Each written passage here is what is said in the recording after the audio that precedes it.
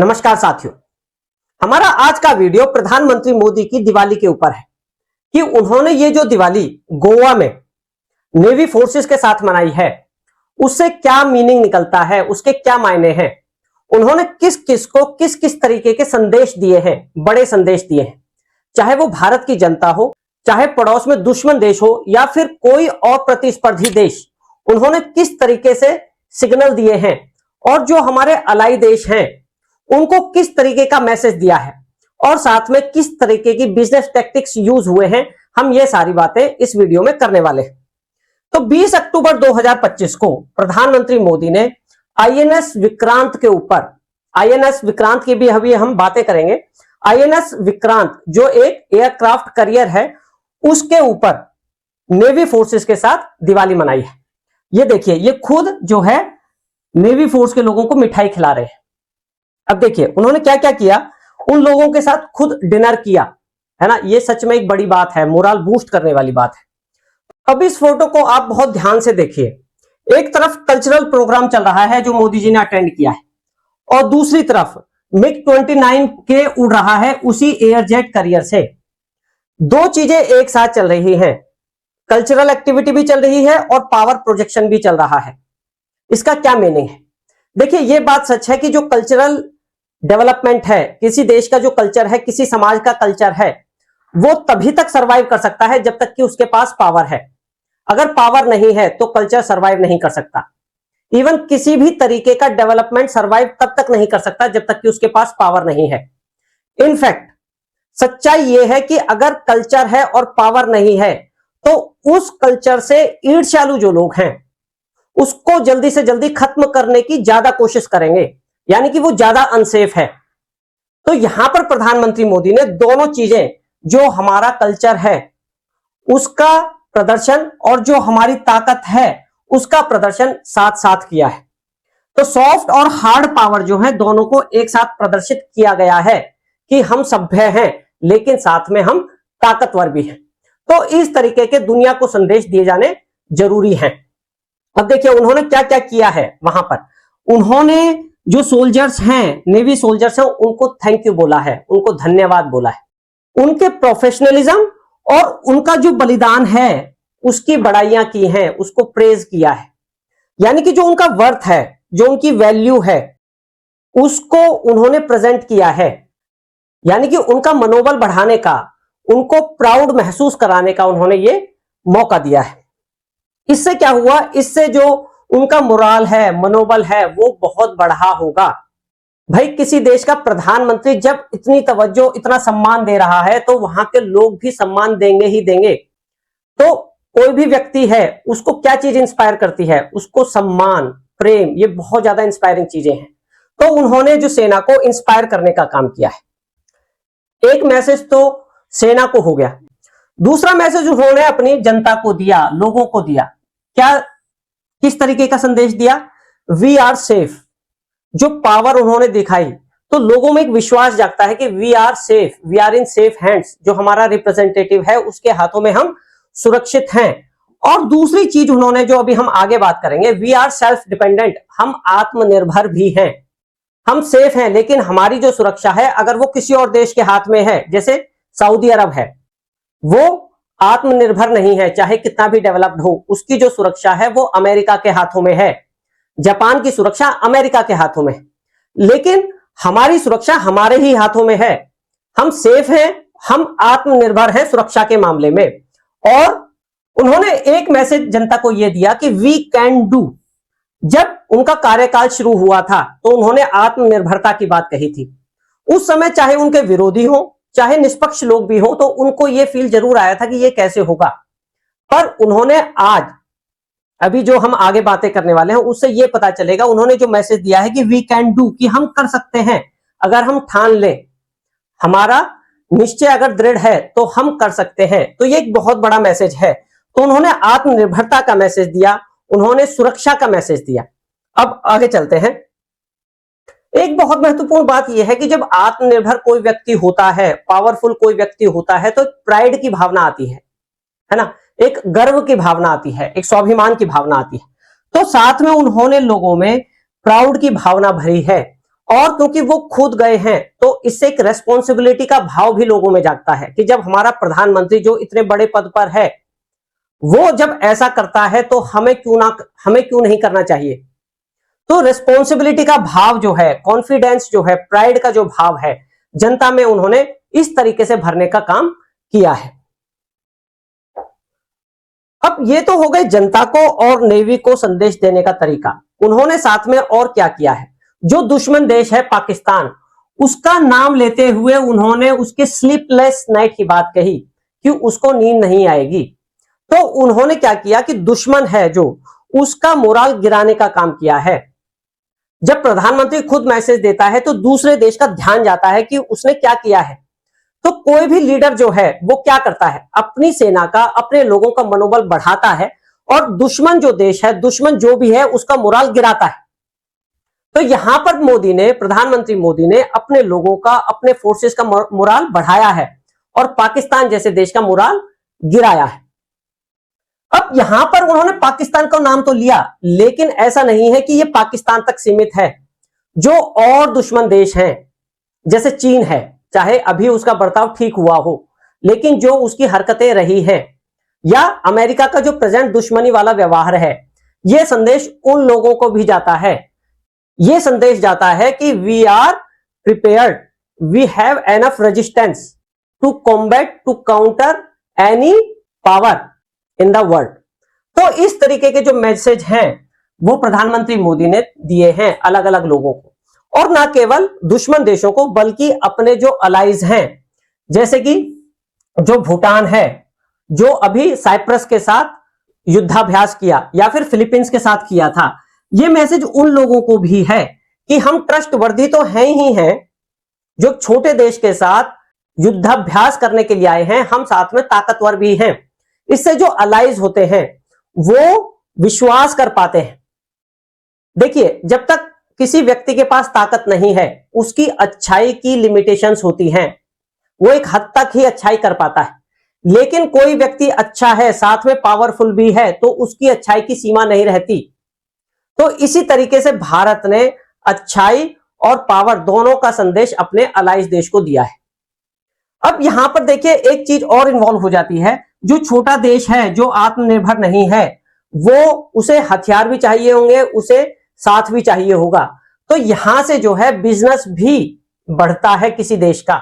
जब हम आत्मनिर्भर हैं डिफेंस टेक्नोलॉजी में, और अगर हम ट्रस्टवर्दी हैं, तो जो देश है, जो हमारा अलाई देश है, वो हमसे हथियार क्यों नहीं खरीदेगा, वो हमसे टेक्नोलॉजी क्यों नहीं खरीदेगा, खरीदेगा ना।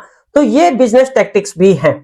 अच्छा, अब एक प्रश्न ये आता है कि इस समारोह के लिए, इस ओकेजन के लिए विक्रांत का डिसीजन, विक्रांत को ही क्यों चुना गया, किसी और शिप को क्यों नहीं चुना गया। देखिए, जो विक्रांत है वो पावर और इंडिजिनिटी दोनों का सिंबल है, दोनों को प्रेजेंट करता है। वो ताकत का सिंबल है, वो इंडिजिनिटी का सिंबल है। इंडिजिनिटी मतलब स्वदेशी होने का सिंबल है। अगर स्वदेशी होने की बात करें तो ये 76% इसमें स्वदेशी जो है, स्वदेशी मटेरियल यूज हुआ है। उसमें चाहे मिसाइल हो, उसमें जो एयर डिफेंस सिस्टम है, उसमें रडार सिस्टम है, उसमें सोनार सिस्टम है, उसमें एवियोनिक्स है यानी कि इलेक्ट्रॉनिक वारफेयर सिस्टम है, उसमें जो भी चीजें हैं वो सब स्वदेशी हैं। फिर भी आप सोच सकते हैं कि 76% क्यों, जो एक मुख्य चीज है इंजन, वो भारत का नहीं है। इसमें इंजन अमेरिका का यूज हुआ है। प्रधानमंत्री मोदी ने 15 अगस्त को भी अपील की थी युवाओं से कि इंजन बनाने में मदद करें। तो इंजन को छोड़कर लगभग जो है इसकी टेक्नोलॉजी जो है, इसमें जो हथियार यूज हुए हैं, उसमें जो सिस्टम यूज हुआ है, वो सारा स्वदेशी है। अब हम बात करते हैं आईएनएस विक्रांत की। ये आखिरकार है क्या? ये एयरक्राफ्ट कैरियर है। एयरक्राफ्ट कैरियर से क्या मतलब है? देखिए, पहले आप समझिए एयरपोर्ट क्या होता है। एयरपोर्ट होता है हवाई अड्डा, यानी कि वो जगह जहां पर जहाज रखे जाते हैं, जहां से लोग उड़कर जाते हैं, जहां से जहाज उड़ते हैं और लैंड करते हैं। वहां पर उनकी मरम्मत का काम होता है। इनका जो मुख्य काम होता है वो लोगों को या फिर सामान को ढोने का, लाने का, ले जाने का काम करते हैं। अब अगर ये जो एयरपोर्ट है, ये है, देखिए साधारण विमान, ये सिविल विमान है। अगर यहीं पे डिफेंस ऑपरेशन का काम हो, यानी कि लड़ाकू विमान अगर यहां पे रखे जाएं, जहां से वो लैंड करें, टेक ऑफ करें, तो वो जो पूरा इकोसिस्टम संभालने के लिए जो वो जगह है, वो जो अड्डा है, उसे बोला जाता है एयरबेस। ये एयरबेस है ना, वायुसेना अड्डा, ठीक है। ये एयरबेस है, यहां से डिफेंस ऑपरेशंस किए जाते हैं। अब अगर आप ये सोचिए, ये किसी जिस लैंड पे है, यानी कि ये एक स्टैटिक चीज है, ये एक जगह है, वहां से फाइटर जेट्स उड़ते हैं, ड्रोन्स उड़ते हैं, हेलीकॉप्टर उड़ते हैं, लड़ाकू विमान उड़ते हैं और उतरते हैं। वहां पर उनकी मरम्मत होती है, वहां पर प्रॉपर एम्यूनिशन होता है, ठीक है। अब अगर ये मोबाइल हो, ये तो अभी स्टैटिक है, एक ही जगह है, ये एक लैंड का टुकड़ा है जहां पर हमारे युद्धक विमान खड़े हैं, यहां से उड़ते हैं, यहां लैंड करते हैं, यहां पूरा एक इकोसिस्टम है एयर डिफेंस सिस्टम का। अगर अब हम इसे कहीं ले जा सकें, उठाकर ले जा सकें, तो देश की ताकत कितनी बढ़ जाएगी, उस सिस्टम की ताकत कितनी बढ़ जाएगी। तो ये जो सिस्टम है, यही एयरक्राफ्ट कैरियर है ना। जैसे कि एयरक्राफ्ट कैरियर कुछ नहीं है, जैसे एक बहुत बड़ा शिप है जहां पर हमारे फाइटर जेट्स खड़े हो सकते हैं, वहां से उड़ान भर सकते हैं, वहां लैंड कर सकते हैं, तो उसे कहा जाता है एयरक्राफ्ट कैरियर। इस पे पूरा सिस्टम होता है, पूरा इकोसिस्टम तैयार किया जाता है, जो वहां पूरे बहुत अच्छे तरीके से युद्धक विमानों को संचालित किया जाए। अब देखो, जैसे ये है एयरक्राफ्ट कैरियर, ये एयरक्राफ्ट कैरियर है और यहां से इस विमान को उड़ाया गया है और ये विमान लैंड भी कर सकता है।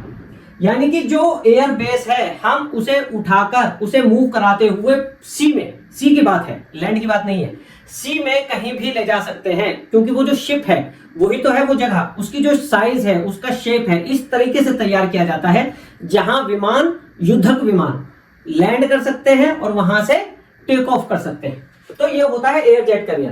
अब अगर हम आईएनएस विक्रांत की बात करें, आईएनएस अगर विक्रांत की बात करें तो ये 260 मीटर लंबा है और इसका वजन 30,000 टन है।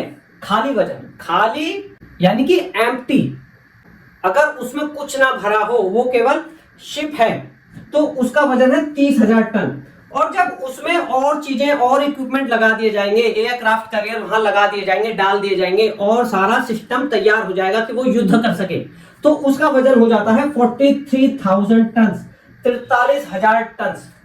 और उसमें अगर हम आईएनएस विक्रांत की बात करें तो उसमें 30 प्लस यानी कि 30 प्लस एयरक्राफ्ट एकोमोडेट किए जा सकते हैं। और अगर उसका कॉन्फ़िगरेशन, उसका साइज, शेप, मेनली जो उसका शेप है उसको मॉडिफाई कर दिया जाए तो 40 एयरक्राफ्ट तक उस पे एकोमोडेट किए जा सकते हैं। और उस पे 1500 से लेके 1800 क्रू मेंबर्स तक रह सकते हैं, है ना। और जो पूरा जो सिस्टम है वो इस तरीके से है कि महीनों तक वो अपना ऑपरेशन कर सकता है। अब अगर इसकी ताकत की बात करें तो सिस्टम इस तरीके से होता है। ये जो एयरक्राफ्ट कैरियर है आईएनएस विक्रांत, ये एक राजा की तरह है। जब कहीं जाता है तो पूरी सेना इसके साथ चलती है, ये पूरे दल बल के साथ चलता है। दल बल में क्या क्या इंक्लूड होता है, अगर हम इसी में बात करें, जैसे हमने पिछला फोटो देखा था, तो इसके साथ ये सारे शिप्स, ये एक ही तरफ के, क्योंकि 2 डायमेंशनल शेप है इसलिए खाली यही दिखाई दे रहे हैं, इतने दूसरी तरफ भी होंगे। यानी कि इसका पूरा एक सिस्टम है, एक पूरा इकोसिस्टम है जो इसके साथ चलता है। क्या क्या है वो देखिए, जैसे कि इसके साथ बहुत बड़े शिप चलते हैं, बहुत बड़े डिस्ट्रॉयर चलते हैं। डिस्ट्रॉयर बोला जाता है जो लॉन्ग रेंज डिफेंसिव सिस्टम होता है।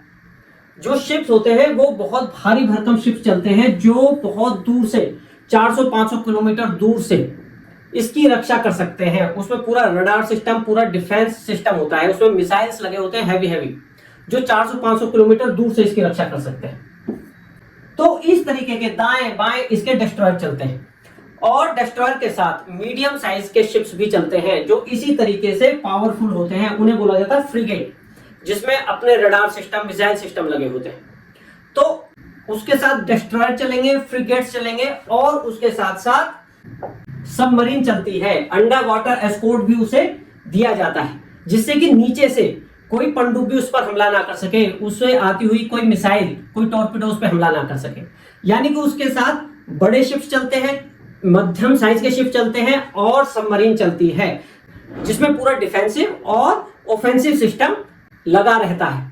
इसके अलावा जो खुद एयरक्राफ्ट कैरियर होता है उसमें खुद का सिस्टम होता है डिफेंसिव और ऑफेंसिव सिस्टम। देखिए वो जो है ना उसमें लेयर वाइज काम होता है, जैसे कि बड़ी बाहर की जो लेयर है, जो दूर से जो हमला होगा 400-500 किलोमीटर दूर से, तो उसके लिए डिस्ट्रॉयर होते हैं। अगर शॉर्ट रेंज से हमला होता है 40-50 किलोमीटर से, तो उसके लिए फ्रिगेट्स होते हैं। या फिर नीचे से पानी से हमला हो जाए, यानी कि पनडुब्बी से हमला हो जाए, तो उसके लिए फ्रिगेट्स होते हैं। और उसके साथ अगर पानी के अंदर उसे हमला करना है तो उसके साथ पनडुब्बी चलती है। इस तरीके से वो हर तरीके से सुरक्षित रहता है और हमला कर सकता है। जब बहुत अगर कोई दुश्मन बहुत क्लोज आ जाए, 10-12 किलोमीटर की रेंज है, तो उसका अपना सिस्टम होता है, उसमें अपना गन सिस्टम होता है, अपना एयर डिफेंस सिस्टम होता है। कहने का मतलब यह है कि वो अपने आप में एक बहुत बड़ी चीज है, बहुत बड़ी ताकत है। इसीलिए इसको प्रधानमंत्री मोदी ने इस ओकेजन के लिए चूज किया, क्योंकि वो बहुत ताकतवर है और इंडिजिनस है। अगर हम मिसाइल की बात करें, उसके डिफेंस सिस्टम की बात करें या अटैकिंग सिस्टम की बात करें, तो उसमें अलग अलग तरीके की मिसाइल लगी रहती हैं। रडार मिसाइल्स लगी रहती हैं, हीट सीकिंग मिसाइल्स लगी रहती हैं और टॉर्पेडो मिसाइल लगी रहती है। यानी कि जरूरत के हिसाब से जो चीज चाहिए होती है वो उसमें रहती है। अपना उसमें रडार सिस्टम होता है, सोनार सिस्टम होता है, जो अलग अलग तरीके से उस पर हमला हो सकता है। उन सभी चीजों का उपाय उसके अंदर अवेलेबल किया गया है। तो वो एक बहुत ताकतवर चीज है। तो मिसाइल सिस्टम हो गया, रडार सिस्टम हो गया, और उसके साथ साथ उसमें पूरा इलेक्ट्रॉनिक वारफेयर सिस्टम होता है कि जो सिग्नल्स आएंगे उनको किस तरीके से धोखा दिया जाए, किस तरीके से उन्हें चकमा दिया जाए। तो जो ओवरऑल जो युद्ध की टेक्नोलॉजी है वो उसमें अवेलेबल है, इसलिए इसका महत्व बहुत ज्यादा है।